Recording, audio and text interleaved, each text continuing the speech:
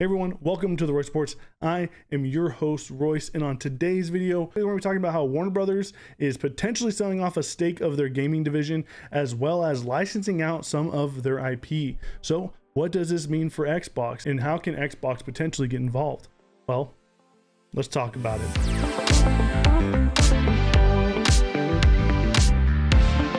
If you like everything Xbox and you like talking about games a little bit too much, be sure to hit that subscribe button.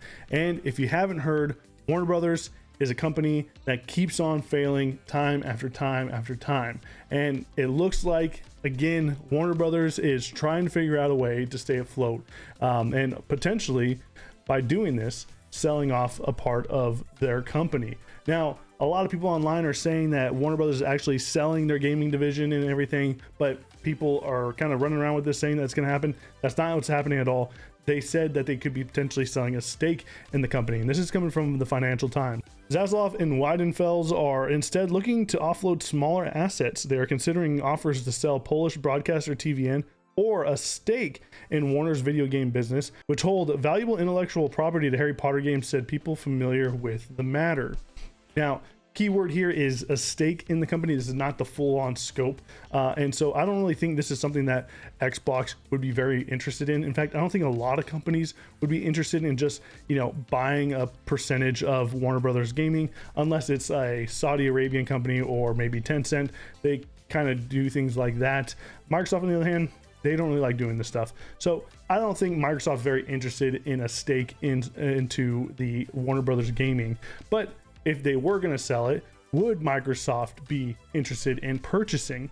And I don't think so either. I don't think Warner Brothers Gaming is a good fit underneath Microsoft. I think it would be awesome, right? As someone who reps the Microsoft brand, who reps Xbox, I would love to see them go and get their own exclusive superhero game, and hopefully, maybe Blade is that. But if they were going to go and grab these studios, that's a lot of potential IP that they could have all in one place, right? And that's a very important thing. IP is king in this day and age. But that's the problem, is that I don't think Warner Brothers would ever sell Warner Brothers Gaming and include all of the IP that they own, like Harry Potter and Game of Thrones and DC superheroes, and and the list goes on and on. So I don't think they would ever purchase it because it doesn't come with that. And I don't think Xbox really needs more developers. I think they have enough developers as it is.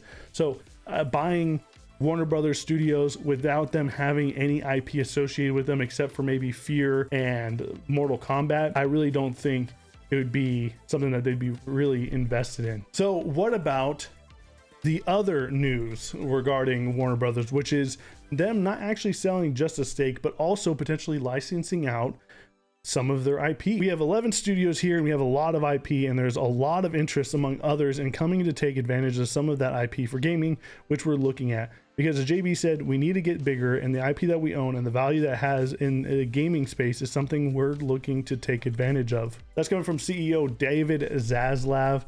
He is someone who's pretty much ran the company into the ground, but now they are looking to actually kind of, distribute some of this amazing IP that they hold on to. So what does that mean? Well, that means that potentially Batman could go out and not be stuck with Rocksteady. It means that Harry Potter cannot be stuck with Portkey Games anymore, and other people can get into the field. Something similar to what's going on with Star Wars and how you have different developers all adapting Star Wars right now, right? With Ubisoft doing their take on Star Wars Outlaws, you also have EA with Star Wars, the Jedi series, and you're going to have more and more different types of Star Wars games coming out because Disney decided to allow that to happen instead of being locked in with EA specifically, because that wasn't really leading them anywhere except pretty much disaster. So allowing them to have more people to interact with the IP was a good thing for gamers, and it was a good thing for Star Wars, and it's just Disney in general. So I think HBO, Warner Brothers, they're taking a note out of that page and trying to do the same thing.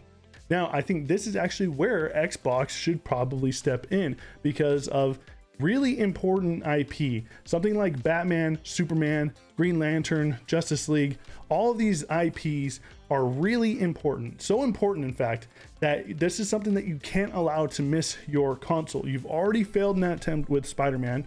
Obviously, that's a deal that Sony worked out with Marvel themselves. And so they're allowed to go and make an exclusive game. And Do I think Xbox needs a superhero?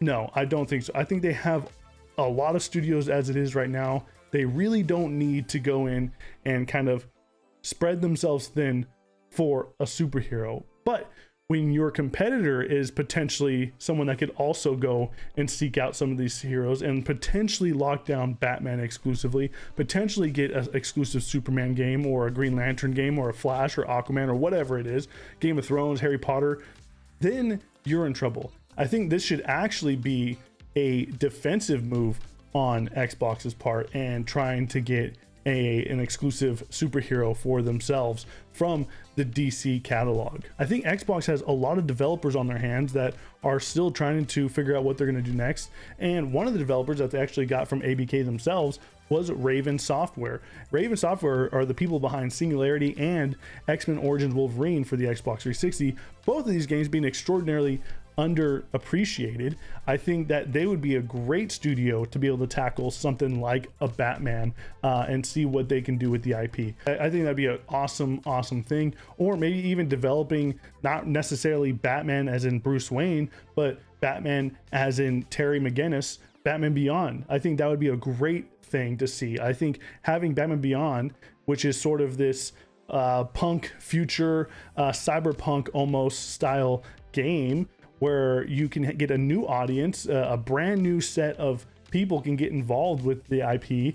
And I think that would be a really great and fun, unique take on a character that we have not really seen come to a AAA game before. In fact, I'm a huge Batman Beyond fan. Look, I'm wearing the shirt right now. This is a Batman Beyond shirt. I love this thing, right? I love the show. I love the comics. This is an awesome character. And I think this character can do really well in a video game. They have so many other studios that are kind of in the COD sweatshop, like High Moon Studios as well, that can also maybe be free from Call of Duty for a little bit to go and do their own thing. That would really be a very interesting thing to see. But like I said, this is more of, I think, a reactionary defensive move on their part, because you know that Sony would go and gobble up someone like Batman and they could potentially give it to somebody else. Like, I mean, I think that right now Insomniac is quite busy with their foray of Marvel characters that they have planned, but you know, they can potentially go and make a deal with a third-party company, which is something that Xbox could also do. I think it's actually very viable for them.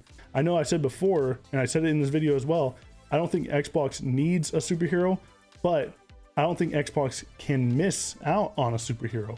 And I think that's very, very important and key here in all of this. I think that this move by Warner Brothers is a very smart move on their part. This allows other developers to get in and kind of make unique experiences in worlds that we want to live in and see, like something like Harry Potter. I think Harry Potter has gone a very long time without having a real life game associated with it. And Hogwarts Legacy was that game for a lot of people. And I think Hogwarts Legacy was great, and I'd love to see what they do with the sequel. But I think more Harry Potter is not a bad thing. And this goes for all these superheroes. We have not seen a proper Superman game in pretty much ever. And I would love to see that. I would love to see a Justice League game and a Flash game, and an Aquaman game and a Cyborg game and Teen Titans. Like, these are all things that I'd be very much interested in if people can actually get a hold of these IP. Like, if they do something as simple as remastering Harry Potter and the Chamber of Secrets from the EA games, or even the